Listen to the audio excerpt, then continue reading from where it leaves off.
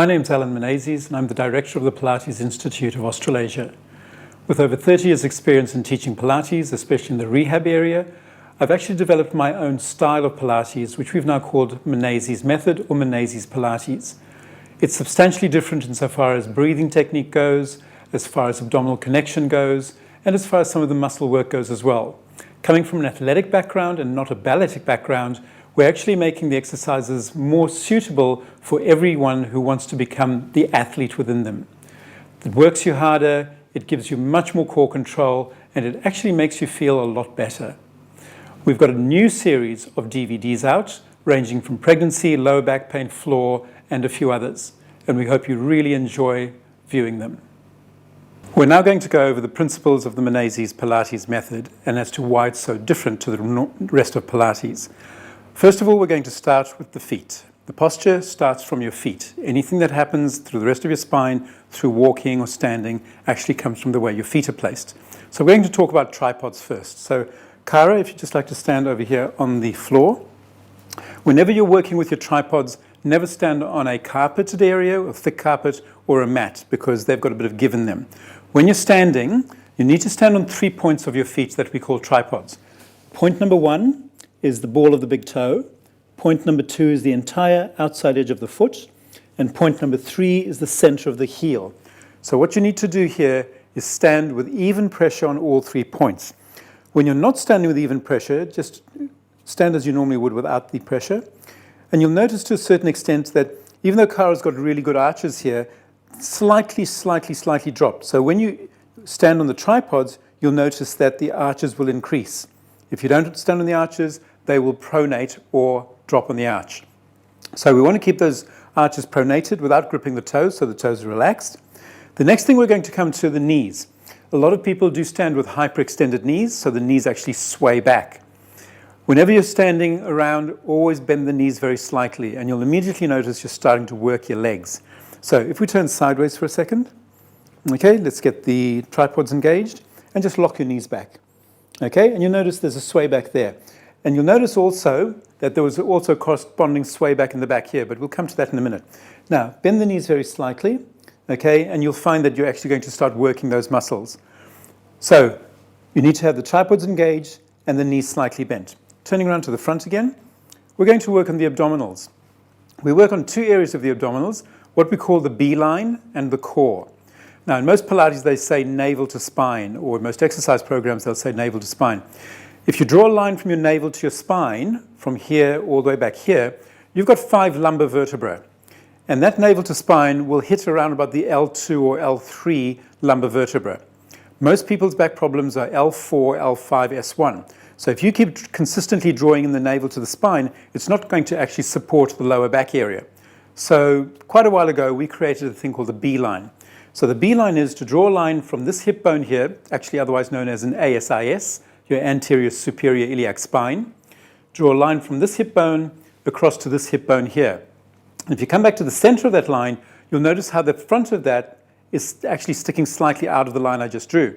So we're going to try and engage that without squeezing the backside, without tucking the pelvis, without leaning into the heels, and without sticking the backside out. What I'm going to do is to get Kara to pull away from my fingers. So sucking in deeply from where that B-line is. And you notice that pulls in there. Can you notice that pulling in there? You're also going to feel a bit taller. Now, what some people are going to feel is actually, they might feel a bit of discomfort in their back.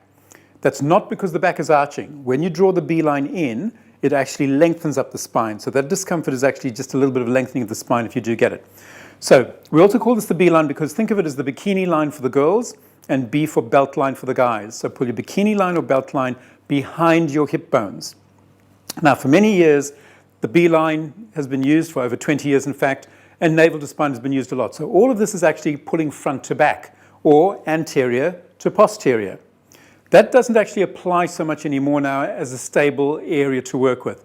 It doesn't actively strengthen your core, and more research is coming out to prove that. So a few years ago, we also developed our core. At the moment, everyone is talking about core stability, and core stability becomes the buzzword in the industry. But when they talk about it, they still are going front to back, navel to spine, B-line in fact. So we now only use the B-line in forward flexion and lateral flexion of your torso. The rest of the time we use the core. And this is the description of the core. What you'd like to think of here is the area between the ribs and the hips, which in fact is the definition of your center as per Joseph Pilates, the area between the ribs and the hips, front and back. We added in the sides. So what we're going to do here is start to strengthen your core from the sides, which in my mind is far, far more important than trying to strengthen it from the front. So the area between your ribs and your hips, what I'd like you to do here is use some imagination. Evacuate it so there's a big blank gap, and all I can see is your spine.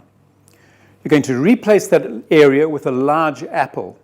Core the apple and throw the core out. So you've got an apple sitting there with a hollow down the center, and that hollow is in front of your spine. So, Cara, what I'd like you to do is place your hands underneath your rib cage. Okay? You're going to press with your thumbs, because that's going to just keep the back arched, because you want that arch in the back. Squeeze your sides in, and then squeeze your fingers in from the front. Okay? So you're squeezing that hollow core till it disappears. Your B-line is still engaged. This is part of that core. So, now, keep squeezing that hollow core till it's gone.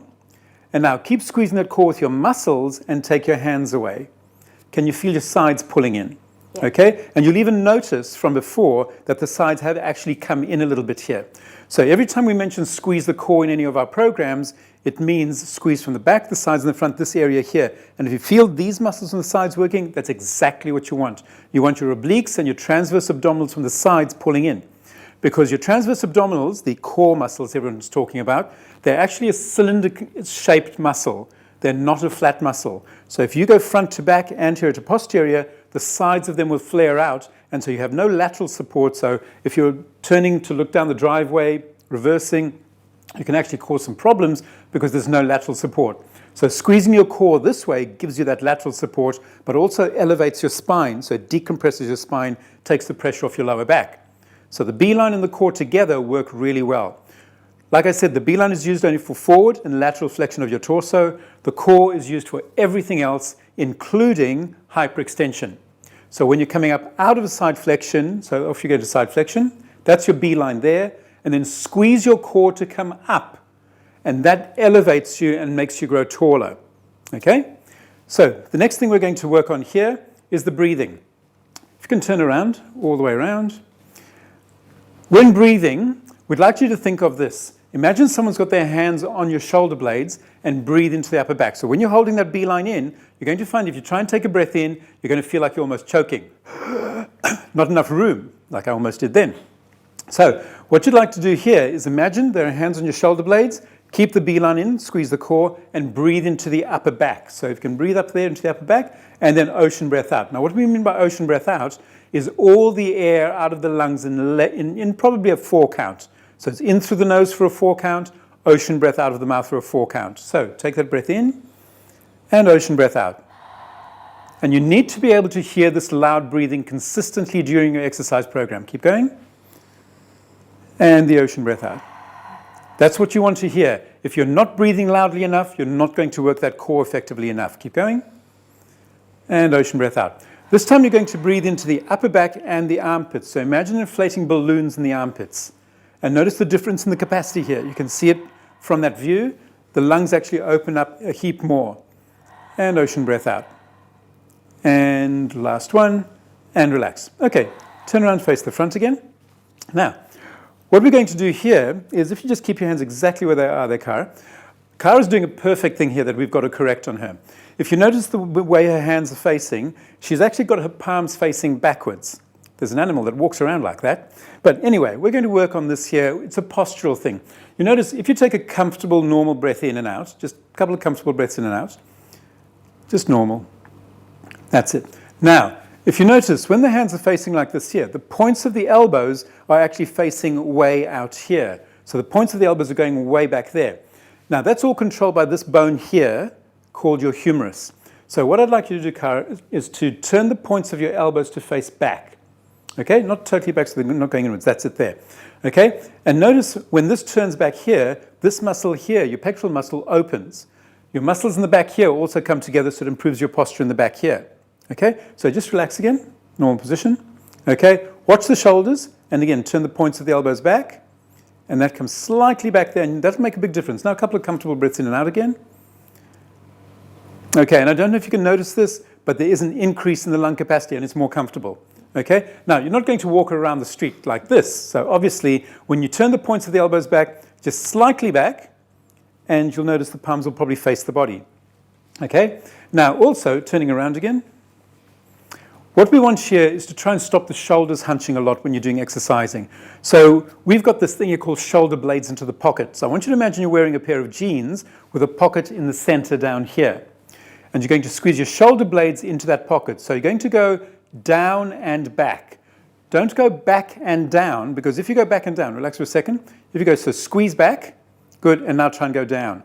Not great. You're going to crane your neck forward, you're going to arch your back more. So what you want to do is gently draw the shoulders down and then back. And you're going to squeeze them down in towards the tailbone area here. Okay, it's just a bit of a tuck there. That's it.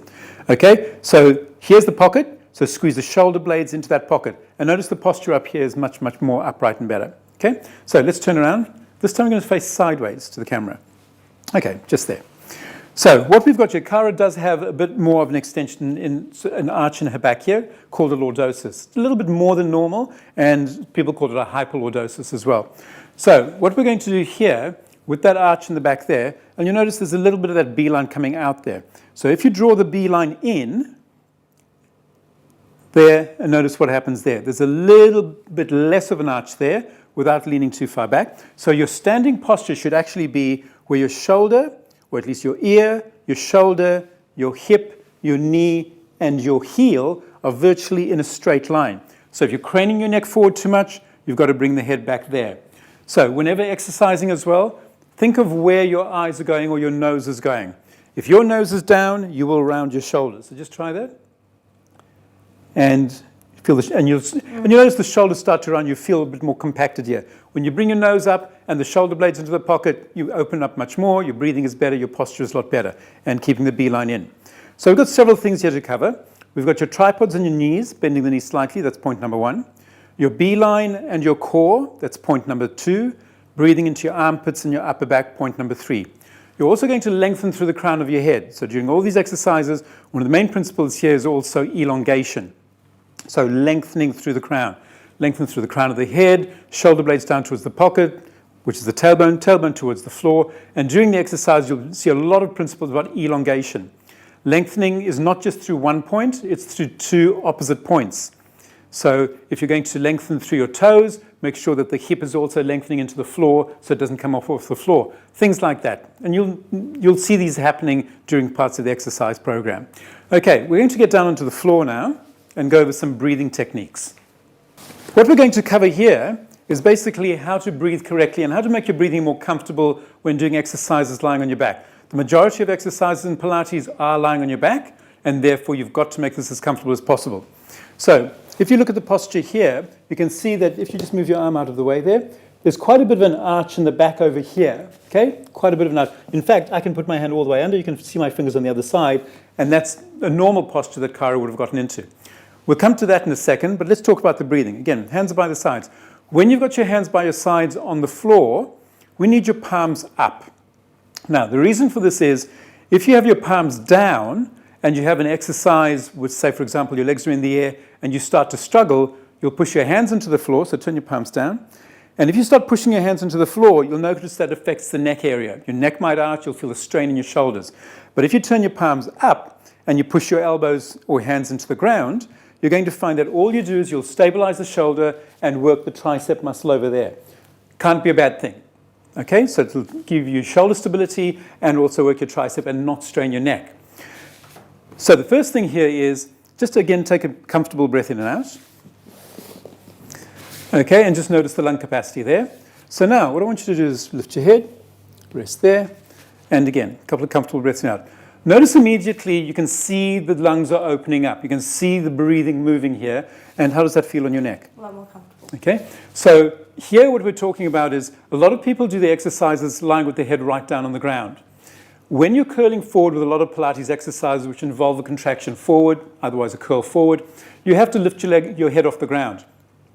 Where the head is now, which is that cushion there, to where it was before, is what I call the dead zone. That area is called the dead zone. Because when you curl up, let me take that away for a second, okay? Now, just curl up, okay? And reaching the arms forward to mid thigh level, so okay, don't come too far up. And go back down again, all the way to the floor, and back up again. Do half a dozen of these and all the way down.